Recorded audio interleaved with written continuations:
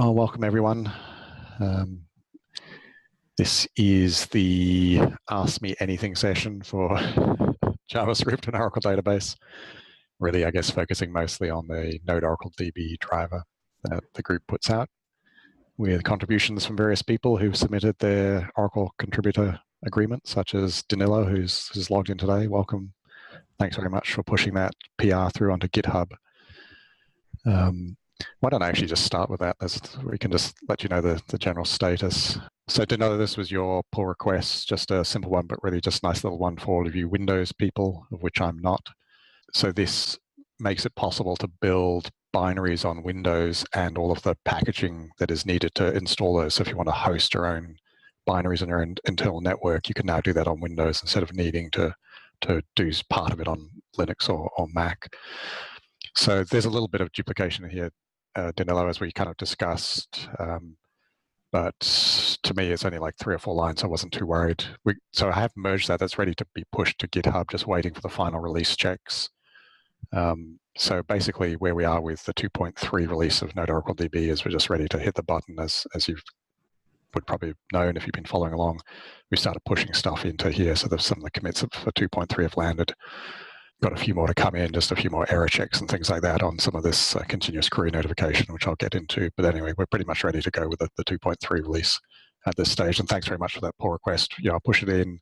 If you've got any other future changes there, maybe to make it slightly closer to the make file on Linux, that would be great. But if it works for you, perfect. It's not going to affect us internally with anything that we build.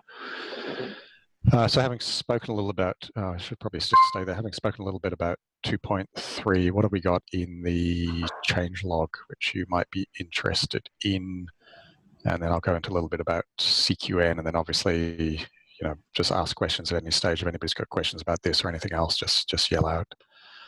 Yeah, you all know that Node 4 is kind of gone. I didn't get any feedback whether not having binaries for Node 4 would be an issue for people, but I guess we'll find out the hard way, because we're not planning on pushing out any. There'll be some people who complain about that, obviously, but hopefully the community will get behind and encourage them to upgrade to something newer. Connection pooling probably won't go into unless we really sort of trying to stretch for time. But this is just a way of having a connection pool without really having each of those sessions authenticated in the connection pool, and then you can authenticate them as you get them.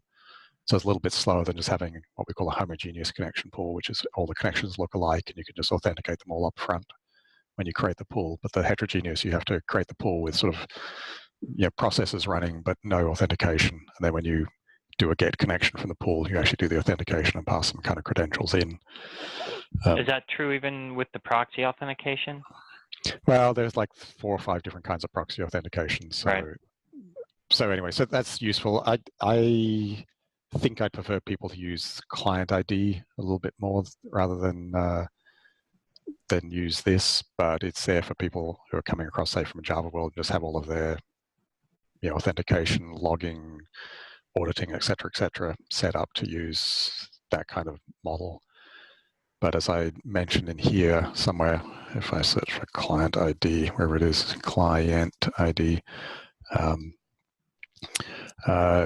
you can pretty much set this property and then make use of this in the database for things like auditing. So if you use a connection pooling as we have it now in 2.2 and the client ID is probably, in my mind, the preferred way to go, but whatever works for you in terms, again of what happens in the audit trail, what schema you have access to and things like that may be important to you. So that's the bigger one. And then obviously continuous query notification, which I'll get into a little bit later. Anthony's pushed in a couple of small changes, fixes almost as it were, to raw support. And then we've got a bunch of sort of bug fixy kinds of things which have gone in. Some of these have been driven by the fact we've upgraded NAN, and then you kind of get a whole normal bunch of deprecations and things like that we've had to work around. One thing Anthony did fix, which isn't here, but I'll push it later, is a fix for Node 6, which was manifesting as a sort of crash or an out-of-memory error or something like that. And we could see that with execute many. We saw it with CQN when our stress testers were testing, so that will come in. It's kind of working around a Node 6 limitation. Nobody else has reported it, so I don't know whether it's actually impacted anybody, but that'll be there. And the other kind of general thing is what are we going to do in the future with versions and deprecations, and how do we move forward with, are we heading with a 3.0 and things like that? We know some things are happening in the database world. We want to make sure queuing is better. Session pooling will change in the future. So we're going to get rid of this non-queue requests model. So basically, you can always have connection pool queuing for those people who know what it is. It's useful if you don't look it up. And we're just going to have queuing enabled all the time. And then that just lets us make it a little bit simpler in the back end when dealing with the Oracle C layer session pooling, which is what's underneath the node-oracledb connection pool. Is that fair enough, Anthony? Is that the kind of what we were talking about? And then the bigger picture, just throw stuff at us. There's a bunch of issues out there on here, a lot of which are marked as either install issues or as enhancements. So as 2.3 finishes, just let us know what you want to push in. I think I mentioned last time we're heading into the big open world phase where everybody gets really busy before this big Oracle conference.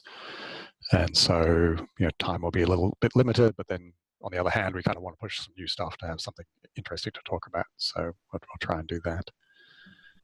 And I'm kind of roughly in my head thinking we're going to call it a 3.0 just because we can. And then if we do call it 3.0, do we want to actually do things like break, do this kind of deprecation at that point? And how's that going to affect people upgrading from a 2 to a 3? I know Anthony wanted to do tidy ups, like get rid of, was it connection.release and then just keep the connection.close. We have like 3 or 4 places where we've got some aliases for a couple of methods. I'm not sure that makes a lot of sense.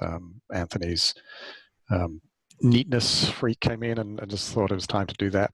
And he's very successfully with the Python driver that he pretty much singly maintains, managed to do that kind of deprecation without any real impact to users that we know about. Let me just run straight into the demo that I key macro for blogs.com/opal, somewhere there. So this is my blog site, which really the team generally contributes to. And so I have a demo out there. And so I'll just be going through that briefly and just actually running it so you can see it running. I love the character graphics that I had there. So look for the Opal website on blogs.oracle.com. So effectively, I go back to the top. This is a Socket.io demo using this continuous query notification, which is a great way for getting changes in database tables pushed through automatically into JavaScript methods. This is really just a munge of the Socket.io sample code with our sample code, which we pushed into GitHub for continuous query notification. So it's a little bit rough around the edges, not very Danified. I'm sure Dan will come up and tell me where I'm doing things wrong and mixing async and sync and who knows what else I'm doing. So don't do this at home. But there's not a lot to it. I'm going to skip down to the bottom. I mean, you can see it's 101 lines long down here. So the main bit of the sort of app server bit is just this. I mean, we just start a web server. We're going to serve our index page and then start listening for requests. And Bob's your uncle. Index page is basically junk text, just to make it look like it actually has some real content. And then we've got this messages element in the DOM. A little bit of code that when we get a message back from the app server, Node.js, we're going to just go down and print out the magic of this unordered list. We're going to print out each of these key and message fields, which come back in the JSON string. So it's really pretty simple. It'll make sense when I show it to you. So the key thing, of course, here is continuous query notification. This is the barest example that you could possibly do. Getting a connection, because it's obviously database related, and then we subscribe. And what we're subscribing in this case is to this message table. Although this is a query, sorry about that. Although this is a query, really the select and any columns and where clauses and things are ignored by default. That's configurable, but by default they're ignored. And really what's looked at is in this case, table, or if there are multiple tables, the tables which are involved in the query. And this just says whenever one of these tables changes, when this table changes, call back into my callback function. So in that case, object change notification. Yep, object level notification, which is what we used to call database change notification, I guess, when it was first introduced, which is why you see DCN around quite a lot. There is an optional parameter here you can set, which changes it to query level, in which case, the columns and the where clauses, the rows, what the result set is the real thing, which is looked at by continuous query notification, which is why they did sort of name change. So if anything from that result set was affected, then we get a callback. I can show you that a little later. But anyway, this is pretty much about it. And then obviously down, we're kind of closing and whatever else down here. So my callback is just going to get data. That's a simple query. I can kind of half see it up here, executing some SQL. I'll show you it properly. And it's just using the socket IO to push out the JSON string. I mean, it's really that simple. And if you want to see completeness, let me just scroll up a little bit. Which will jump scroll here, and this is the get data. So I'm getting K and message, 2 columns, and just getting the top 5, binding by 5, descending order, yada yada yada, get connection, execute, close. And let me split the screen and just show you the index, just so you can see that again. So if you look here, we're printing K and message. So these are coming back as JavaScript for mapping to these column names. Let's just show that in action. So if I do npm start, and then I can load that page. I didn't, if you looked at that, the code didn't actually populate this at startup. It's waiting for an event before it gets started. And if I remember the name of my script, as I changed it. So I'm going to insert here in SQL Plus a message into the database. Database is going to call back to Node. Node's going to call back to the front end. I've got a little bit of logging here, so you can see exactly what's, it's should be one-for-one mapping of what comes back. And I didn't show you, but I'm basically just creating random strings. Oh yeah, sorry, here it is. I'm creating random strings as the messages. So every time I do that, you can see I just a pushback. Now, there are some limitations to CQN. One kind of quirk is that the database needs to be able to connect back to Node.js mid-tier. And so that means having sockets and ports and things open, and that's just a fact of life. That's the way it's been for a long time. It's a little bit tricky if you're doing this on a machine with DHCP in some corporate networks, yada, yada, yada, which is why I'm on my desktop. MDT stands for my desktop, which has a fixed IP address. But this works fine in many environments and Docker containers and all sorts of places. And you can configure ports and IP addresses and things that Node will listen to from the database. What are the other requirements? It was actually designed. I mean, it's been around for a long time. It was designed for tables which are infrequently updated. So don't be trying to do this on something which is being updated every couple of seconds. And Dan, you have some comments on what to do in that case? Yeah, just make sure you use grouping. Yeah, I can show that a little bit. But also, as Dan says, I'll speak for him since he's not saying much. I mean, if you know your tables are going to be updated really frequently, just don't bother using CQN. Just go and poll the table. Just pull from the table instead of push from the table. So that would be the preference. This is a tool. Use it in the right place. It was designed for infrequently updated tables, and that's where it's going to be best suited. CQN, I didn't load. Let me, well, let me just, I don't know who's asking questions. I can't see on my screen, but if anybody has questions about this, yell out. This is it on my Mac, so it's the same code, just looking a little nicer. Did I have CQN loaded? No, let me do GitHub node-oracledb examples. So this is the stuff you have at the moment. And somewhere in there's a couple of CQN demos. So there are various options here which you can use. This is not the one I wanted to show, so let me just jump to the other one quickly. Very similar. Okay, so as Anthony says, you can actually group subscriptions. So this groups them by time. So instead of getting a billion callbacks from the database into the app server, into the node callback, then you only get callbacks in this case, no more than once per 10 seconds. So grouping them by time, and the time interval here is 10 seconds. various other options and types that you can do. Quality of service has a bunch of things, including whether or not it's a continuous query or non-continuous query kind of notification that the database changed, or the actual result set notification, object level or result set level. This one here just says, hey, in the message which gets passed back, give me all the row IDs. And so the callback up here will start printing out all of the data which comes back in the message. As a message comes from the database and it has a bunch of attributes. So there's actually quite a lot of configuration which can be done. And just to round it off, then we go back to this one. So this one actually has this query level notification. So it says, hey, I only want rows. When data in the database changes, which affects the output of this query, then give me a notification. So in this case, the bind variable is 100. So if I inserted a value which had, with a key which has value of 1, then 1 is not greater than this value. It doesn't affect the result set, so I would not get a notification in that case. But if I had 200 inserted, then yes, that does affect the result set and I would get a notification. So this is a database feature. There's a lot of database doc about it. The APIs already exist for it. In PL SQL, you may have used those, in Java and things like that. So if you have questions, then there's a bigger, wider community which you can get info from. Probably worth pointing out quality of service flags there. You're seeing two different values separated by a bitwise OR operator.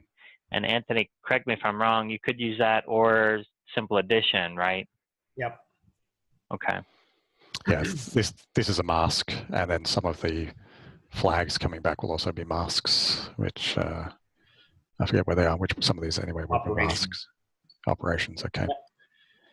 At the table level, at the row level, it's not, of course. Yep. Cool. Okay, that kind of concludes my bit of the demo. I think that's all we really wanted to say so far. Push out to you. Quite happy to drop off if nobody has questions, but also quite happy for people to ask questions. Or Dan, I don't know whether you've gone to yell out, tell us how you went in your various Oracle Code conferences and things like that. Everything went great. Yeah, so far so good. It's been a good year for Oracle Code. If folks have questions, please feel free to plug them into chat now. Also, if you have suggestions on topics that you would like us to cover in the future, feel free to suggest. And one thing I did want to highlight while folks are here is this issue here, issue 908. If you like, I can share that on my side. So are you able to see the issue here? If I zoom in a bit, hang on, let me just expand that. Help with query stream, yep. Okay, great. So the question that came in, somebody was curious about how they could stream data out to clients. And of course, we have a query stream class within the driver. But the question was, if you have an Express web server, as an example, and you want to stream the data from the database through Express out to the client, stream to client, how could you achieve that? And I wrote an explanation, which I plan to formalize a bit and include in the series I've been doing on REST APIs with Node and Oracle. But just to give folks a quick preview of that, if they need this kind of technique now, this is the function with the signature that you would have with Express. So you get your request, response, and next. And inside, we're getting a connection, getting our query stream, and then writing out the head. Now, query stream, if you're familiar with it, it's going to give you one event per row. And with JSON, you're trying to send a complete JSON result to the client. So these individual rows will not work. With JSON, everything starts with either an object or an array. And of course, in this case, what we really need is an array. So the solution is to start an array, write that out. And then for each data event, you can continue to write out, just stringify the row. But remember that the row at the end won't have a comma after it. So you'll need to add the comma. And finally, with the end event, you can close off that array. So this is the basic implementation. Once you have that down, you can create a class which does this for you. So you can use it in multiple places and simplify your logic in other places. Basically just doing the same thing, but then your code ends up looking like this. So now you can do pipe. So you take that stream, in this case, the query stream, pipe that into your array converter, and then pipe that out to the express response object. And then you have that really nice streaming without all the memory overhead that you'd have if you were just kind of consuming it all, building it in memory and sending it out as a single JSON object.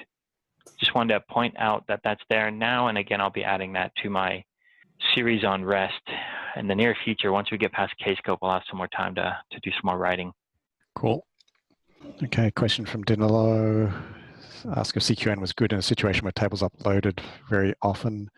The answer is probably not really, but it may work in your case. I mean, it depends how many people are trying to listen to that table, and also exactly what you mean by very often, of course. Yeah, that's such a ambiguous term. Even in our own doc where we say tables that are updated infrequently, I think that's, yeah, it's a bit ambiguous. It really depends on a number of variables, but it might work fine for you. Yep. Cool. Anybody got any other questions, comments, complaints, of course? Saying updates occur every few minutes, but there would be only 4 listeners at any time. I would think it should be fine. Yeah, that sounds very lightweight. I don't think you'll have any problem with that. I like to do a live demo of the feature using Express Edition database running on a piddly little server in the cloud, little VM, and I'll have people casting, hundreds of votes within a minute, and it scales to that no problem. So, not going to be an issue. When we speak to the team in the database group who actually implements this, they go into all sort of technical issues about how they implement it and the queues and the background processes and things like that. And so they I think tend to speak at very high level scale. So I think what you're speaking about there, Danilo, should be fine. But certainly there is no doubt that there is some overhead on the database to create a subscription. Although we've abstracted it into Node into something called a subscription, there's sort of almost 2 parts to it: registration and then the subscription itself. So it's better not to subscribe and unsubscribe too much is one of their kind of provisos. And I think there's some things in their Oracle DB doc about this. And the other thing is that if you're trying to listen to more than one query, it can be better to use what they call the same subscription, effectively the same callback for those multiple queries. Kind of reduces the load on the database a little bit. But check the Oracle doc for that, and then obviously just test it, and it's a tool, use it where it works. Exactly. Well, we've got kind of 5 minutes left of our half hour of our hour. We try to, I think, schedule these for about half hour, just to keep it brief. Anybody else out there doing anything interesting? Is anybody using any other frameworks or tools or TypeScripts or? And I guess the big thing, of course, for us is we almost always looking for what we call a kind of referencey kind of customer, somebody who can put it out a nice kind of quote about the driver. Especially if you put it out in public, then we could just quote it without doing any legwork and legal work and getting approval to reuse quotes and things, just to stick it on slides to let people know how you're going with the driver and how good things are. I think that's always a problem, especially in open source space where you don't really know who your customers are because they're just downloading stuff for free. But it helps us when we go back internally up to management to say, hey, we've got this big customer X who's doing something really interesting. So it is useful, even if you just send me emails saying, hey, I work at so-and-so and we're using it. Don't like it, but we're using it, or whatever. I mean, obviously, if you can interpret the Australian sense of humor there as a don't do that. But that's always helpful to us to get feedback one way or the other, and just know a little bit about our users, so then we can say, okay, we've got big users trying to do big things. We need to focus in a particular area. Cool. I'm not seeing anything in the queue. Cool. Okay, let's wrap it, I think. Thanks for joining, everybody. Thank you. See you next time. See you next month. Thanks for those pull requests, and just let us know what you want and where we should be going.